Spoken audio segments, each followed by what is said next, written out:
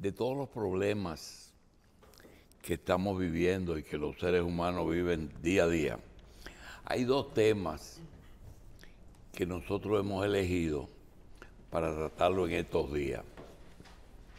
Uno es el tema de las dificultades que tiene el actual gobierno para poder llevar a cabo un mínimo de actividades positivas en beneficio de la mayoría, debido a todas aquellas situaciones, condiciones, elementos que produjeron el surgimiento de ese gobierno. Y de eso nosotros vamos a hablar en algunos programas que esté el doctor del Castillo, porque son muchos los elementos que han afectado el desenvolvimiento ideal de un gobierno nuevo, que de hecho siempre tienen problemas, pero no tanto como este. Ya uno está cansado de repetirlo. Crisis de salud, pandemia que provoca crisis económica, crisis laboral, crisis escolar, etc. Pero después vienen los problemas de los aliados. Nadie está conforme, todo el mundo quiere más. En un momento en que los dominicanos vemos en la política una de las formas de solucionar nuestros problemas, y a veces la única. Yo decía, jugar pelota,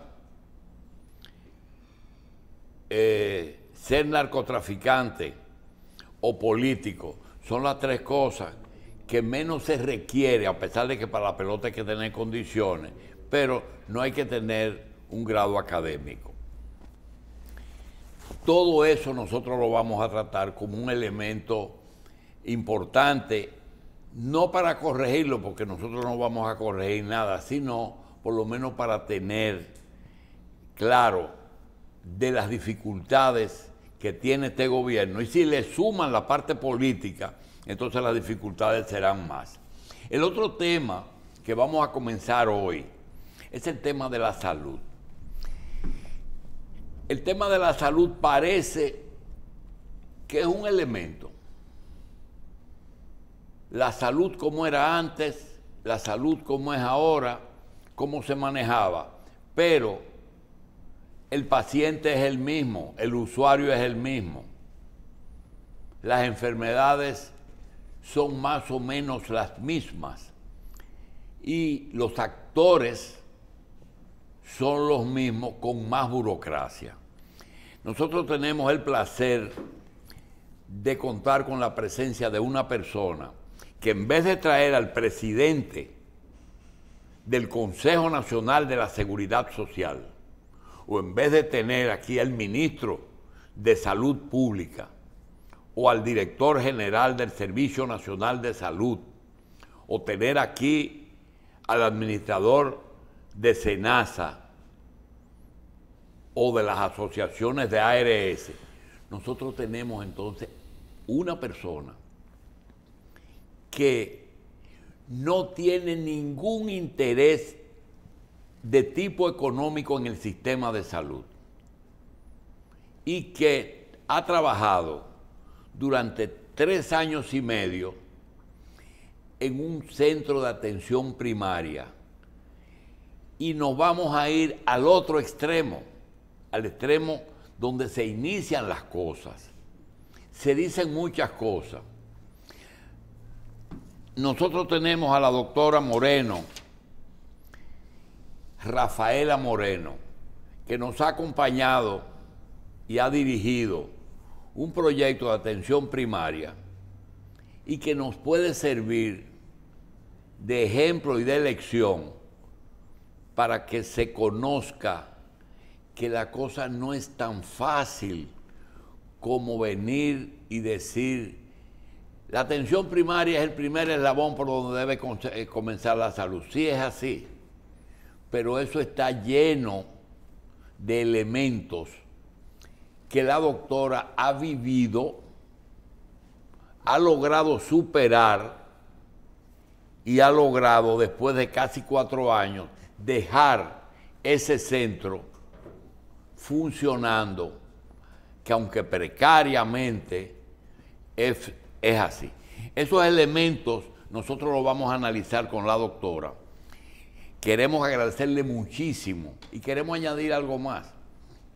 Nosotros invitamos a la doctora, pero ella desconocía totalmente que íbamos a analizar algo que no hay que estudiarlo, sino lo que hemos vivido y lo que ella ha vivido en un centro que ella ayudó a nacer, crecer, habilitar, afiliar y todas esas cosas que parecen desde afuera que no existen, pero son laboriosas. Doctora, gracias por estar aquí. Buenos días, doctor. Buenos días a todo el elenco de Revista 110. Siempre es un placer estar aquí, en esta alta casa de la comunicación dominicana. Gracias, doctora. Teníamos mucho tiempo que no estábamos por aquí, pero siempre es un honor compartir con ustedes. Doctora, vamos a comenzar con el médico. Usted vivió ese proceso de decidir qué iba a hacer en la vida y decidió ser médico. Es normal, para ser médico hay que ir a una universidad, para entrar a una universidad hay que ser bachiller, usted lo era y entró a una universidad. ¿A qué universidad? Yo estudié en la Universidad Autónoma de Santo Domingo, UAS. Bien, entró a la UAS. ¿Cuántos años o cuántos, no sé si son trimestres o semestres que hay en las UAS, usted tuvo en la universidad hasta que le entregaron un 28 de agosto un título de doctora en medicina? Sí, yo estuve en la universidad por 6 años. 6 años. 6 años. Y un 29 de abril, porque ya hay diferentes etapas de graduación, me gradué como médico general. Doctora, se estudia medicina en la UAS, ¿es posible que el desarrollo del pensum en teoría y en práctica permita que un estudiante de medicina pueda trabajar para ser médico, o las ocupaciones que le da el pensum son tantas que durante esos 6 años no se debe de trabajar? Se hace difícil, pero no es imposible, porque tuve muchos compañeros que sí lo hicieron, trabajaron concomitantemente, realizaban sus estudios de grado. En mi caso, gracias a Dios, no tuve la necesidad de realizarlo, de trabajar, pero sí se le hacía complicado y difícil. Entonces, ¿se puede decir que el estudiante de medicina tiene que tener una familia que lo soporte? Preferiblemente sí, para que pueda incursionar mejor en sus estudios, para que pueda dedicarle el tiempo que así lo amerite, porque el ejercicio del trabajo requiere tiempo, requiere esfuerzo, pero también la universidad, ser estudiante, requiere de dedicación, requiere empeño, y más ser un estudiante de medicina. Decía Carlos, antes de usted venir, que la medicina es una de esas profesiones que nunca se termina de aprender, que hay que estar actualizado siempre. En esa línea, cuando se obtiene el título de grado, entonces se quiere un derecho a practicar la profesión. Eso se conoce aquí como el exequatur, que es el instrumento legal que le da el Estado al profesional para ejercer esa profesión. Eso es un trámite que se hace en combinación con las universidades. Cuando la universidad certifica que esa persona ya es un profesional, entonces el Estado otorga un exequatur. Pero antes del exequatur existía, cuando la Universidad Autónoma de Santo Domingo era una, no habían otras universidades, un pago que había que hacerle al Estado, y era ofrecerle un año gratis o por un sueldo muy poco significativo, un año de servicio, que es un servicio social, pero a la vez le daba a ese médico la oportunidad de practicar, que es la famosa pasantía. Esa pasantía ya es algo que es legal y que lo han incluido en título de grado, pasantía y exequatur. Pero me encontré, sobre todo en el caso suyo, con que aún con el exequatur necesita, ya para ver un trabajo, y esa es otra pregunta, ese médico que estudió 6 años, que tuvo un año de pasantía, que el Estado le autoriza, en el sistema de salud actual, ¿qué tipo de medicina puede ejercer sin hacer especialidad? Medicina general. ¿Qué es eso? La medicina general es aquel médico que cursó sus estudios universitarios, como ya habíamos hablado, realizó su pasantía, tiene su exequatur de ley para ejercer, pero no tiene ninguna especialidad. Sí, doctora, pero a veces, y mire, a veces la gente piensa que uno lo sabe todo, pero mire, usted dice medicina general, y yo quiero que usted me diferencie medicina general del recién graduado, medicina familiar y medicina interna. Me da la impresión de que esos 3 médicos saben de todo. Uno sabe de todo un poco, otro sabe de todo un chin y otro sabe muchísimo de todo. ¿Es así o no es así? Sí, es así. Ya el médico general, como ya habíamos hablado, no ha realizado una especialidad médica. En cambio, el médico familiar, que es en mi caso, medicina familiar y comunitaria, es el médico que ya es médico general, pero opta por realizar una especialidad médica. Esta especialidad médica es aquella que brinda la atención personal e integral al paciente, viendo al paciente como un todo. Tiene una formación académica y científica de 3 a 4 años, dependiendo del país donde se ejerza, y vamos a hacer un Eso es todo lo que se llaman las residencias. La residencia médica, correcto. Muy bien, doctora, antes de la residencia, ese médico general que acaban de otorgarle su exequatur, puede ir a un lugar, alquilar un consultorio y ponerse a ejercer medicina legalmente. Sí, señor, porque ya está totalmente facultado por el Poder Ejecutivo. ¿Y qué tipo de paciente él está autorizado a ver? Todo tipo de paciente que quiera acudir a su consulta para realizarse Muy su bien. chequeo. ¿Qué papel juega salud pública con la palabra habilitación, que a ese médico lo visita, le exige que le muestre toda la documentación que lo acredita para poner ese consultorio, y hasta el mismo consultorio tiene que habilitarlo? ¿Qué es habilitación? ¿Es un nuevo requisito?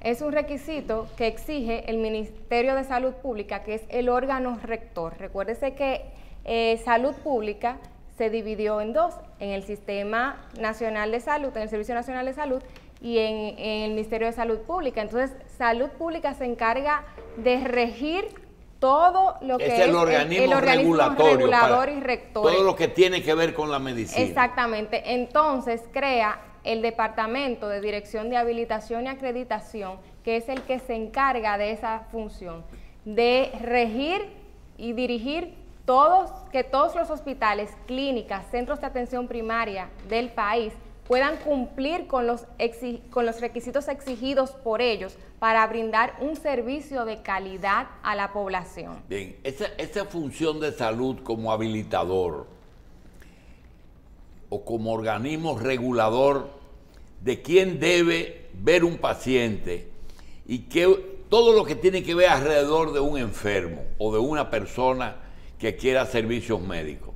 Ese médico que hemos descrito, que ya es un médico general, ¿tiene alguna obligación de actualizarse como en Estados Unidos anualmente, mensualmente o cada 2 años para ponerse al día con la supervisión de la habilitación de salud pública, o ya no? Debe de hacerlo por pero cuenta no es, propia, pero no está totalmente no está esa obligatoriedad de que usted debe de actualizarse. Es decir, uno lo hace por ese cuenta médico, propia, por crecimiento. usted puede mandarlo a Pedernales, abrir un consultorio en Pedernales y pasarse 20 años ejerciendo y viendo pacientes y no tiene que ir a actualizarse a una universidad. No. Obligatorio, aunque sería bueno que lo haga. Y lo lee las cosas, va a los congresos, etc.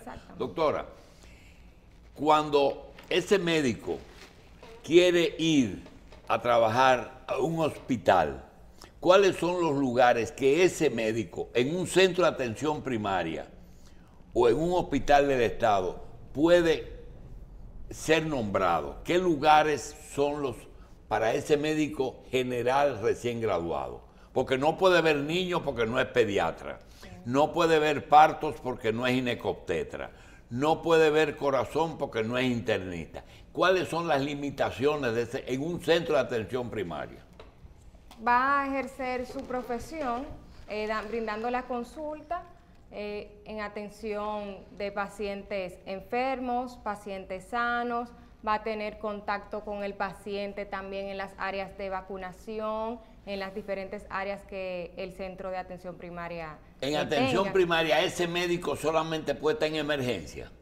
Puede estar en emergencia y también puede estar en consulta. ¿En consulta qué? ¿Viendo qué? Viendo diferentes enfermedades de la piel. Eso lo ve medicina familiar. Sí, enfermedades respiratorias.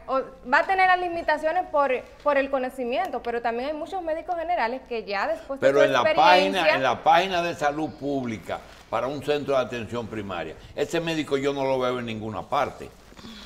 Está, doctor. Lo que pasa es que ya todo médico que ejerce su medicina quiere superarse y por eso realizamos la especialidad médica para tener más conocimiento. Ese médico nada más está en triaje y en emergencia. Y en planta pero también. Sí, pero que la emergencia no es en algún momento una especialidad en la que puede hacer un médico interesado en prepararse. O es, en el caso del médico general, el primer punto de partida para una especialidad. Sí, también esa es una especialidad médica, emergencia crítica y desastres. Esa es una especialidad médica también. Así como el médico general luego hace una especialidad, o el médico general después médico familiar y médico internista. Así el que está en emergencia después estudia se hace emergenciólogo. Eso es otra cosa. Y yo lo que estoy preguntando a la doctora, que no veo el cómo un médico recién graduado con exequatur cabe en un centro de atención primaria. Ni en un hospital lo veo que cabe. Puede que lo nombre, pero no sé cuáles son sus funciones. Sí. A nivel hospitalario puede estar en emergencia, también puede estar en el área de hospitalización y de planta y en otras áreas también. Bien. Perdón, un internista es un médico general, pero a otro nivel. Un médico general que ya ha realizado su especialidad en medicina interna. Medicina interna es la base de todas las especialidades médicas. Medicina interna es un súper especialista que además hace otras especialidades. El nefrólogo tiene que hacer medicina interna. El cardiólogo tiene que hacer medicina interna. El neurólogo tiene que hacer. Todo el súper especialista tiene que pasar por internet. Tiene que ser primero medicina interna. Por eso es la Doctora, base de todas las especialidades. ¿qué diferencia hay entre habilitación y afiliación? Es decir, una ARS, que es una administradora de servicios de salud, afilia a un centro de salud en términos generales y tiene que estar previamente habilitado. Lo primero es dime qué habilitación tiene. Entonces, bueno, tenemos tantos servicios habilitados. Se habilita el servicio, la planta física y el personal. Sí, señor. Todo. Es así. Como ya dijimos, el proceso de habilitación y acreditación va a estar regulado por el Ministerio de Salud Pública y ahí se va a evaluar todo el centro completo, desde la entrada hasta el rincón más ínfimo del centro. Todo debe de estar regulado, inspeccionado. se va a presentar la documentación que exige, entonces luego se va a hacer un proceso de inspección, viendo todas las instalaciones del centro. Todo esto se hace con el objetivo de que el centro pueda brindar la atención que ese paciente requiere, que esté en excelentes condiciones, que no haya filtraciones. Ese paciente que usted acaba de mencionar, que va a un centro cualquiera, el Estado, a través del Ministerio, tiene la obligación de habilitar todo lo que tiene que ver con ese paciente. Lo primero es que tiene que ver la planta física. Sí. Ese paciente no puede ir a un sitio donde al lado de ese centro haya algo explosivo, es decir, un polvorín. Exacto. O tiene una bomba de gasolina o algo así. Tiene que estar aislado. No puede haber un lugar de entretenimiento que pueda impedir que los pacientes descansen, es decir, no puede haber una discoteca, etc. Tiene que haber una serie para la planta física, para el edificio, sí. Pero internamente hay regulaciones que ese edificio tiene que seguir, y es hasta los zócalos tienen que ser una zabaleta en que no se acumule polvo, la cirugía, el aire acondicionado, todo tiene que, eso es la planta física. Ahora, el personal que se va a estar ahí tiene que presentarle al ministerio sus currículum para saber si están habilitados para lo que ellos van a poner en el consultorio. ¿Sí o no? Es así. Bien.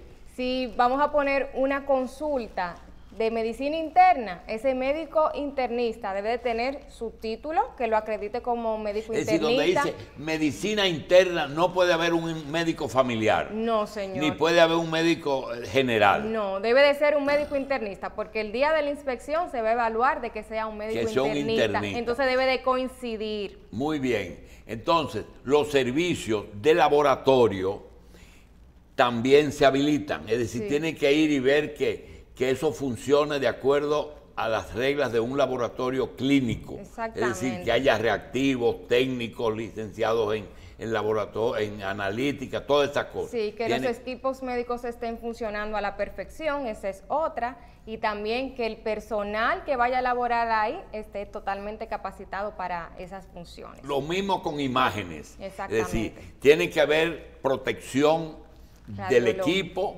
protección del personal, el jefe tiene que ser un radiólogo con entrenamiento, sí. Los técnicos tienen que tener todo eso lo ve habilitación. Exactamente, y también el área debe estar blindada, es decir, debe tener una protección hecha con plomo para que las radiaciones no afecten al personal que está ocupacionalmente expuesto y también al usuario que está afuera. Bien. Cuando usted se siente y prescribe un medicamento, ese medicamento tiene que estar previamente habilitado.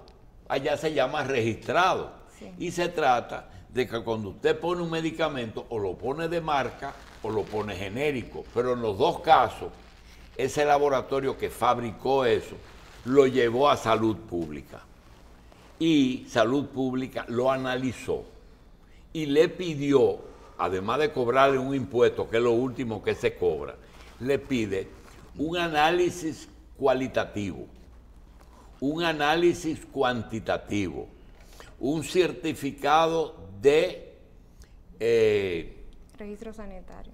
No, es para expedir el servicio. Un certificado de que en el país en donde se fabricó ese producto, si es extranjero o aquí, tiene libre venta. Es decir, que el país no es posible que los chinos fabriquen un producto que no lo venden en China, o los hindúes, y nos los manden para acá. Tiene que ser libre allá, que se venda allá. Y luego el método de análisis, porque ahí tienen que decirle a Salud Pública cómo es que se encuentra esa fórmula. Cuando eso ocurre, entonces expiden un certificado o un registro sanitario. Y es el visitador que le lleva eso y lo pone en la farmacia. La farmacia tiene que estar habilitada también, Sí. con regulaciones de dónde poner la vacuna, dónde poner que no sea el sol no le dé, etcétera, los vencimientos. Doctora, ¿cómo se entera el médico de que ese producto se puede tener confianza en él? ¿O eso es como la fe, que usted tiene que tenerla? Primero hay que probarlo. Hay que probarlo con un paciente, a veces hasta con uno mismo, para ver si es efectivo. Porque algo que uno sabe que no es efectivo, ya no se vuelve a indicar. Yo de por sí no lo vuelvo a indicar. Ok, pero me refiero que ustedes, el médico no tiene que hacer investigación, es decir, ese producto, ver si está registrado. Bueno, si dice ahí registro sanitario, ya se sabe. La pregunta es, ¿cómo usted tiene confianza en decir, la metformina es para la diabetes y la insulina es para la diabetes? ¿Cómo usted se entera de que ese producto, usted tiene que tener la confianza de que lo puede usar y no le están vendiendo al paciente otra cosa? Bueno, es que también tenemos que basarnos en los estudios que se realizan para poner ese medicamento en práctica. Si hay un medicamento nuevo que está en boga, lo leemos y vemos en qué pacientes se realizaron, cuáles fueron las conclusiones y qué tan efectivo puede ser para el uso de los pacientes y que esa enfermedad pueda ser totalmente curada. Doctora, cuando eso ocurre en un momento en que usted se graduó y ya las reglas estaban ya puestas en marcha y usted entonces se adaptó a esas reglas. Pero ocurrió que un médico que tiene 30 años ejerciendo en la Padre Castellano, por allá arriba, tiene que habilitarse. Sí. Que yo tengo 30 años, yo casi estoy retirado, no, tiene que habilitarse. O una clínica que se instaló en una casita en la Avenida Independencia y que cogieron el cuarto más grande y lo hicieron sala de operaciones, otros lo hicieron consultorio, otros pusieron 2 camas, pero era una casa con un pasillo de 1 metro de ancho donde apenas cabe. Cuando esa clínica la cierran cuando llega cosa o le dan oportunidad de adaptarse. Bueno, tiene que regularse. Le van a dar un plazo para regularse. Ah, le dan un plazo. Sí, pero depende de la infracción que tenga, de la no conformidad que se encuentre, porque si está en totalmente no cumpliendo los requisitos, se cierra. Se cierra. Ahí mismo, en el acto se cierra. Pero siempre va a sopesar, va a depender de la no conformidad que se encuentre cuando vaya el inspector de salud pública. Bueno, por usted ser tan joven tengo que preguntarle algo y le ha tocado ejercer la medicina en una época quizá un poco más complicada que en otras anteriores. Como médico familiar, ¿qué tan frecuentemente tiene usted y cómo enfrenta el problema si se le presenta de la gente que vienen autodiagnosticada de su casa, de la gente que antes de llegar donde usted empieza a buscar por internet, este dolor que será, que usted está segura, doctora, de lo que usted me está diciendo? Y esas cosas así, ¿cómo usted la trata? Pasa mucho. Pasa, pero no es tan frecuente. Justamente ayer vi una paciente que me dijo, es amigdalitis, me tengo que inyectar. Pero no se quedó con eso, sino que se dejó llevar, porque depende siempre de la relación que tú establezcas con el paciente. Un paciente viene por una cosa, pero al tú hacer una evaluación exhaustiva y completa sale por otra. Por eso esa paciente se deja llevar, se orienta y ya el problema puede ser resuelto. Pero que o sea, siempre va a depender del médico, porque si tú dejas que el paciente te ponga un stop y te diga, es así, vamos a hacerlo de la forma que yo quiero, entonces nunca va a haber un mejor efecto. Pero siempre debe de haber una buena relación entre el médico y el paciente para que si el paciente va con esa predisposición, el problema pueda ser resuelto. Doctora, el sistema de salud en el pasado estaba reducido a 2 áreas. Una era el médico que atendía pacientes privados que iban a su consultorio por voluntad propia y pagaban, y el que no tenía iba a un hospital público. Así comenzó la salud. Y en el hospital público le ofrecían todos los servicios que fuera a necesitar. A raíz de eso viene la seguridad social. La seguridad social, el espíritu es incluir toda la población de un país dentro del sistema. Y ese sistema es universal y debe ser igual para todo el mundo. Esa personalización del médico que estábamos acostumbrados a tener, nuestro médico familiar que veía al viejo con la presión alta, a la mujer cuando daba a luz, a los niños cuando se enfermaban, pero ya eso no existe. La pregunta es la siguiente: en la poca experiencia que hay, pero ya 4 o 5 años, el sistema de seguridad social despersonalizó el ejercicio, o eso ha sido bueno y beneficioso para la mayoría. En parte, lo que queremos es que eso que usted dice, que la atención primaria pueda establecerse, que pueda rendir el propósito por el cual fue creada y fue promulgada desde hace mucho tiempo, desde los 1978. Entonces, eso es lo que se quiere, que el paciente entienda que tiene su médico de cabecera y que debe de acudir a su médico de atención primaria, a su médico familiar, para que pueda tener el trato, que pueda tener esa evaluación integral y personal que el paciente necesita, porque en el centro de atención primaria, con el médico familiar, usted va a ser evaluado desde los pies a la cabeza, porque el médico familiar siempre va a estar ahí para cuidarte, siempre va a estar en contacto porque contigo. ese médico, esa atención primaria se supone que el paciente va regularmente a ese centro. Claro que sí, es que se ha distanciado desde la creación, o sea, no se ha establecido y se ha desarrollado totalmente como debe de ser.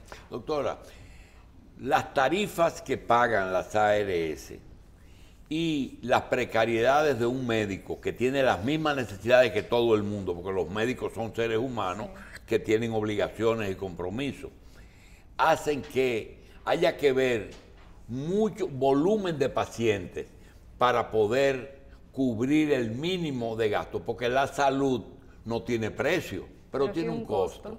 Entonces la pregunta es, ese trato, no de añoñamiento del paciente, pero de relación médico-paciente que se tenía tiempo para oírse, que a veces una persona te va con un dolor de estómago, tú le das un antiácido y resulta que el problema es que debe muchísimo cuarto y tiene que oírle el cuento entero, porque es una deuda, ¿verdad? Y entonces hay que conocer la historia completa.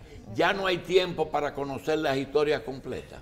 El tiempo es corto, pero hay que hacerlo, porque siempre la salud del paciente va a estar primero que todo, porque el paciente debemos de verlo como un todo, como su entorno, porque como usted decía, los factores sociales, los factores socioeconómicos, psicológicos van a influir en ese estado de salud del paciente. Entonces, si despejamos que él tiene problemas maritales, problemas con los hijos, entonces ese problema es lo que va a estar agobiando ese síntoma, esa sintomatología. Entonces no podemos aislar, aunque haya poco tiempo, aunque haya muchos pacientes en la cola, siempre debemos de darle el tiempo oportuno a cada paciente. Sin usar la palabra corrupción, sino hábitos y costumbres. Fuera del sueldo que recibe un doctor en un centro de atención primaria o en un centro, porque hay diferentes niveles, ¿verdad? Sí. Primero, segundo y tercer nivel. ¿Qué es un hospital de tercer nivel? Un hospital de tercer Eso nivel. es como CEDIMAT. Exactamente. Y el segundo nivel, que es una clínica. Un subcentro. Una clínica, un subcentro. Y un centro de atención primaria, el primer nivel. Primer nivel, correcto. Bien. Ese médico, que vamos a suponer que le pagan 45,000 pesos o 30,000 pesos por una tanda de 6 o de 8 horas, ¿por qué tiene que buscarse otro trabajo? Porque ese dinero no le da, es normal. Ahora, ese paciente, ese médico, tiene que ver una cantidad de pacientes. ¿Qué otro ingreso recibe un médico fuera de un sueldo? Pregunta, cuando prescribe un análisis, ¿el laboratorio le da un porcentaje al médico? No, señor. No le da. No. Cuando prescribe una radiografía, las imágenes le dan un porcentaje al médico. Depende del centro. Hay centros que no hacen eso. Cuando el médico escribe un medicamento y ese medicamento él escribe 10 veces un calmante o 10 veces un antibiótico, el laboratorio le da una ayudita por escribir eso. No. ¿No debe o no lo hace? No se hace porque es indebido. Sí. Se hacen otro tipo de acuerdos, pero no monetarios así. Usted sabe que cuando un paciente va a una clínica, a un centro, ese paciente no es 100% de la clínica. Ese paciente lo lleva a un cirujano y el cirujano le hace su factura a la ARS. Y si lo va a operar, el anestesiólogo le hace una factura de la ARS. Y se le hace una tomografía, el centro de imagen. Es decir, que lo único que cobra la clínica es lo que es hotelería, es decir, la habitación y el uso de sala de operaciones si es quirúrgico. ¿Es así? Sí, también los laboratorios. Es decir, que la clínica... Los estudios que se hagan. Si es de la clínica, sí. Si es de la clínica, porque ya la mayoría de los estudios se hacen fuera. Doctora, ejercer la profesión por vocación, ¿es posible? Sí, señor. Siempre hay que hacer lo que uno ama, lo que uno desea hacer. Porque si no amamos lo que hacemos, entonces ¿para qué estamos? Yo creo que la vocación es muy importante y más en el ámbito del área de la salud. Bien, ¿cómo hace el médico con vocación, con disposición de ayudar, pero con necesidades? Es decir, bueno, yo te quiero mucho y quiero dedicarte mucho tiempo, pero el problema es que yo también tengo mis necesidades. Y eso surge de que un médico a veces trabaja en 2 y 3 sitios. ¿Eso es posible? Sí, señor, es posible. El pluriempleo es una realidad social de nuestro país y de muchos países subdesarrollados. Entonces, está establecido aquí en nuestro Código de Trabajo, en el artículo 9 de la reforma del Código de Trabajo en el 1992, donde dice que tú puedes tener uno o más empleadores cuando no interfiera el horario de trabajo. O sea que es posible, tú puedes dividir tu tiempo según tu disponibilidad, tu criterio, y que no afecten ambos trabajos. Doctora, el tiempo que usted ha estado manejándose y ejerciendo su medicina le ha dado ciertas experiencias. Y yo quiero pedirle que nos transmita esto. El Estado tiene centro de atención primaria y el sector privado tiene centro de atención privada y las iglesias tienen centro de atención primaria, pero ofrecen diferentes situaciones. También el Estado tiene hospitales, hay también como Sedimat, que es mixto, sí, o como la Plaza de la Salud, pero hay algo, y es que el Estado compite en forma desleal con el sector privado. ¿De qué yo estoy hablando?